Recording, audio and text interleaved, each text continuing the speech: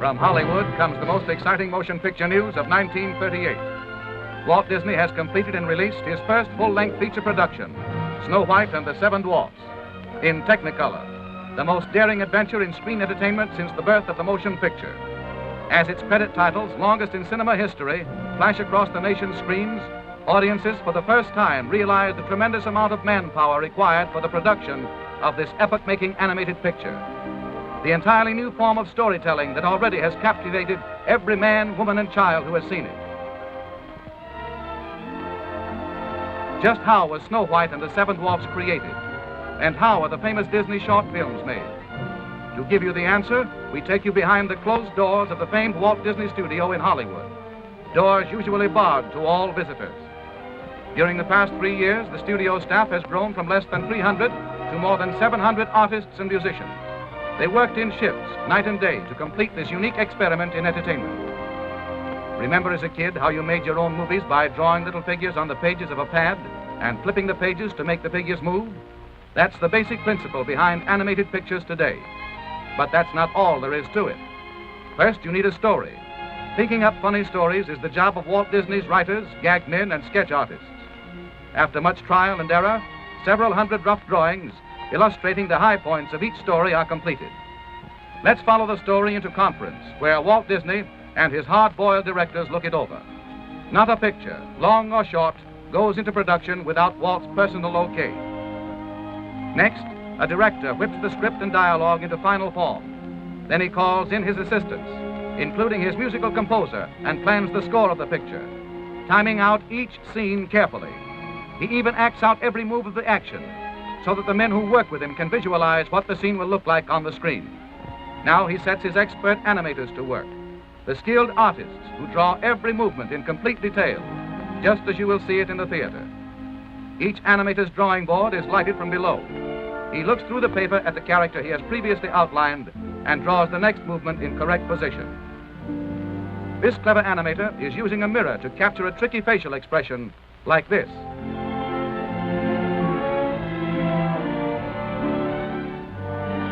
Let's move along to the test camera department. Here the animator's rough drawings are photographed in sequence, one at a time. This film is developed and returned to the animator, who checks to see how good it is by running it in a small projection machine called a moviola. In this moviola, as the animator runs his film backward and forward, we catch a graceful glimpse of the screen's newest heroine, Snow White herself. Now we're in one of the studio projection rooms, where Walt and his staff study the rough animation of a sequence about the 7 lovable little dwarfs.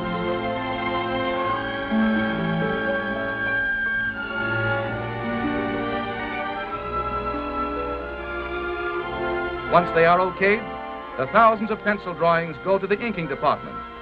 Here, hundreds of pretty girls, in a comfortable building all their own, well lighted, air-conditioned throughout, cover the drawings with sheets of transparent celluloids.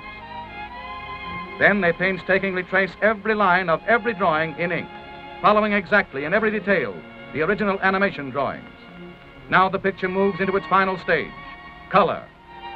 In the studio paint laboratory, all colors used are made up from secret formulas. Expert chemists develop more than 1,500 different shades of color for Snow White and the Seven Dwarfs. The inked celluloids next go to the painting department, where more pretty girls apply the final colors on the back. Snow White and the Seven Dwarfs required 250,000 celluloids painted like this one. In another department of the big Disney studio, artists delicately paint the beautiful stage settings for the picture. These backgrounds are done in watercolor. Artists work for months on backgrounds like the interior of the Seven Dwarfs cottage. But the colossal task isn't finished even yet. The celluloids and backgrounds must still be photographed by the master camera in Technicolor. Here the operator puts a Donald Duck celluloid on top of a background as the overhead camera exposes one frame of film. To photograph Snow White and the Seven Dwarfs, this operation had to be repeated more than 500,000 times. Next, the film passes into the hands of technicians, and the sound effects are recorded.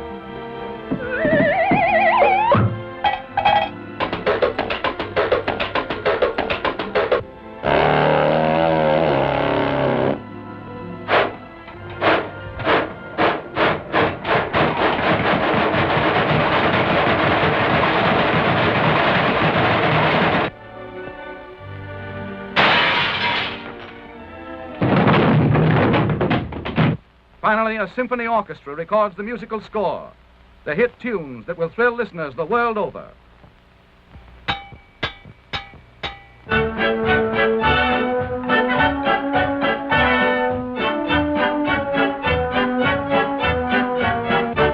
Now comes a crucial moment, the picture's world premiere in Hollywood. Crowds flock to see an animation exhibit set up outside the theater and to enjoy Dwarfland, a miniature village with real dwarfs.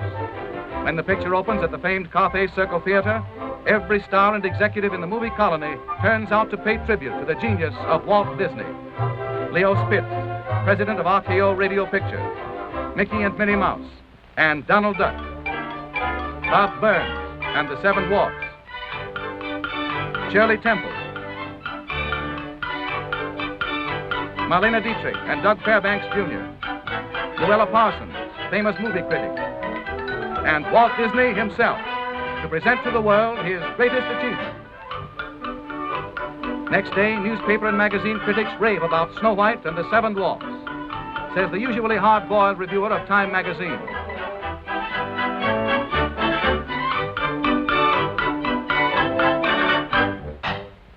More than 3 million paintings and drawings like these were created by Walt Disney and his staff of artists to complete this entertainment triumph at a cost of more than $1.5 million.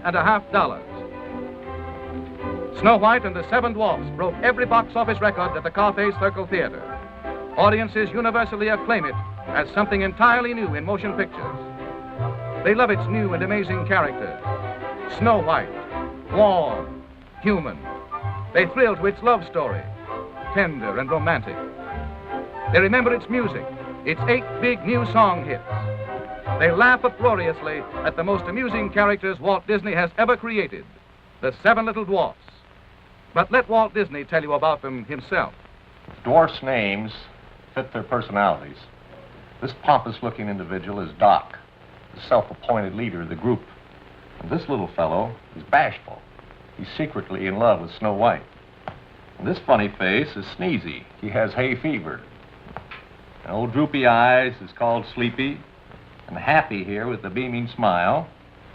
And old Sourpuss here is Grumpy, the woman hater. And last but not least is Dopey. He's nice, but sort of silly.